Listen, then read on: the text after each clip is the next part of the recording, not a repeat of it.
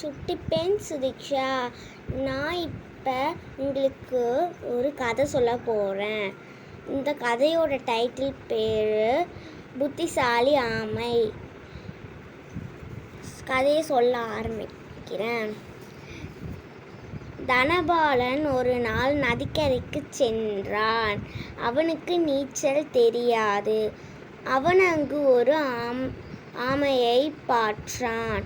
அந்த ஆமையை கையில் எடுத்துக்கொண்டு, நான் உன்னை சாப்பிடப் போகிறேன் என்று அவன் சொன்னான்.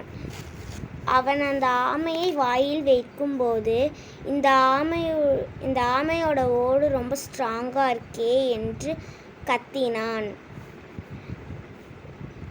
அந்த ஆமை ஒரு திட்டம் போட்டது.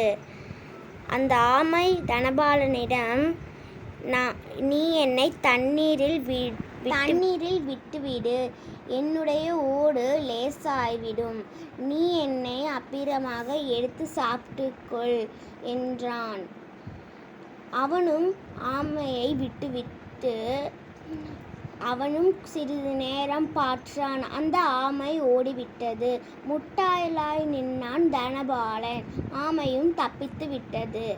ஹலோ, பாய். நெக்ஸ்ட் வீடியோவில் நான் உங்களுக்கு புதிய கதை போடுறேன். இப்போதைக்கு எழுத்தாளர் சுதீக்ஷா. இந்த ஆமை கதை உங்களுக்கு பிடிச்சிருக்கா என்று கமெண்டில் சொல்லுங்கள்.